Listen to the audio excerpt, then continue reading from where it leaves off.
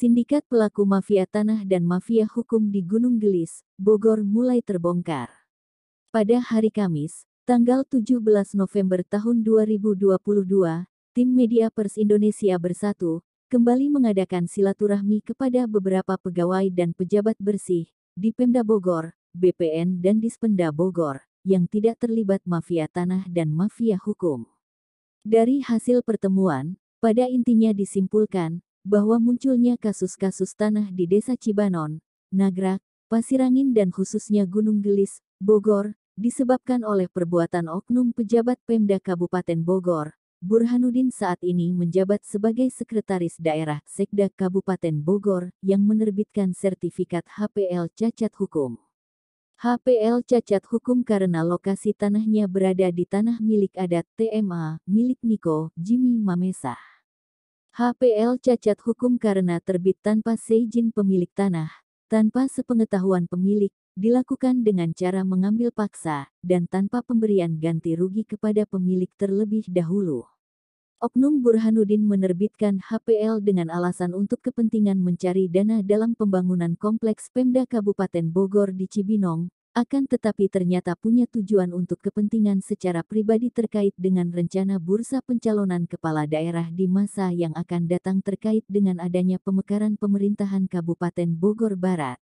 Tanah yang diterbitkan HPL-nya dijual ke sindikat mafia tanah dan mafia hukum di Bogor, yang merupakan satu komplotan, terdiri dari 1. PT KAA dipimpin Aziz Mahdur, 2. Beri Tornado, SH dari Kampung Kuran dan 3. Rames dari BNP. Ketiganya adalah sindikasi mafia satu komplotan, beroperasi di wilayah Bogor umumnya, bekerja sama dalam berbagi peran dan tugas. Oleh PT KAA Aziz Mahdur, HPL cacat hukum, yang terbit seluas 70 hektar, dioperalihkan ke PT KAA Agung Kencana. Perusahaan ini dimiliki oleh keluarga Muljadi Budiman dan Agung Budiman. Mereka dibantu pengacara keluarga Budiman, Rudi Tanuwijaya dan Evelyn, serta diketahui dan dibantu pengacara PT Sumarekon Agung Tbk, Rudi Yahya. Oleh PT K Agung Kencana, tanah HPL luas 70 hektar, kemudian dioperalihkan lagi kepada PT Imora Motor Honda. Dan terakhir, oleh PT Imora Motor Honda dikerjasamakan dengan PT Sumarekon Agung Tbk untuk dijadikan proyek perumahan. Selain dijual kepada PT KAA seluas 70 hektar, penggarap berdasi satu komplotan lainnya, Beri Tornado, Kampung Kuran mengambil 8 hektar, di Kebun Jati, yang dijual dalam bentuk kapling tanah kepada kurang lebih 200 orang pembeli. Atas perbuatan ini, bahkan dalam hal ini ada keterlibatan mantan sekretaris Desa Cibanon Wawan yang pada saat tersebut pernah ikut andil dalam bisnis mafia tanah tersebut bahkan saat ini telah dilaporkan ke Polres Bogor oleh para pembeli. Sedangkan tanah sisanya diambil penggarap berdasi Rames dari PT BNP. Tanah milik Niko, Jimmy Mamesah, sesuai girik dan warka asli, memiliki luas total 84 hektar, bukan tanah HPL.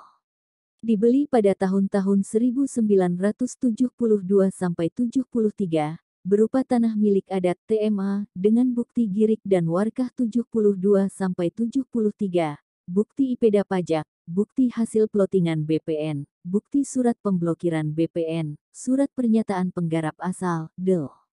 Beberapa penggarap asal yang masih hidup hingga sekarang menyatakan siap menjadi saksi apabila diperlukan.